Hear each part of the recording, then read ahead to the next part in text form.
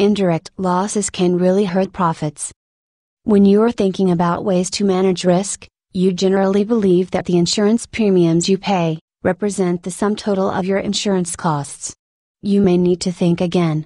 For example, if an employee rear-ends a vehicle in traffic, seriously injuring the other driver, once your insurance carrier pays the damages, you may believe the matter is closed. It's true that damages paid by your carrier are direct loss costs, but after quantifying the costs of insurance and direct loss costs to your organization, including deductibles or retentions, you can see there are also indirect loss costs. If you think of a claim or injury as an iceberg, you will find that the majority of the incidents, costs lie under the water's surface.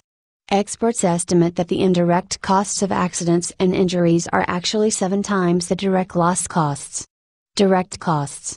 Direct loss costs are quantifiable and include insurance premiums, the amount paid to repair damaged equipment or medical costs of injuries, lost wages, fines imposed by regulators, costs to defend the claim, and deductible costs. Indirect costs. Indirect costs are more difficult to calculate. In fact, they may go unnoticed by your organization until you wonder what's happening to your profits.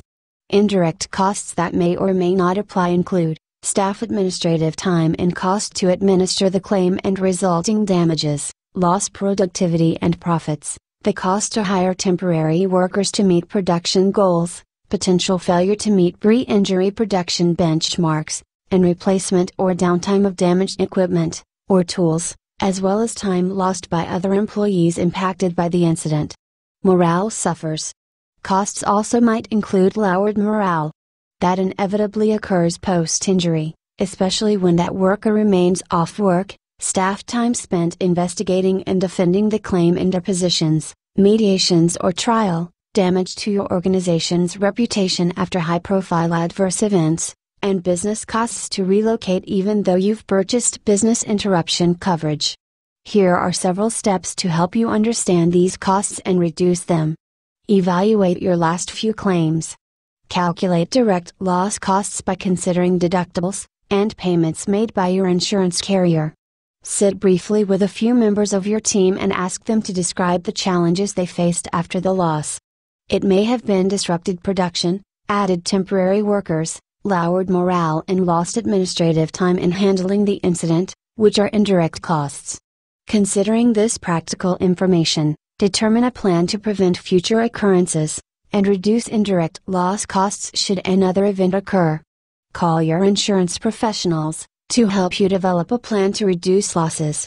Keep evaluating your plan to determine its effectiveness and change it as needed.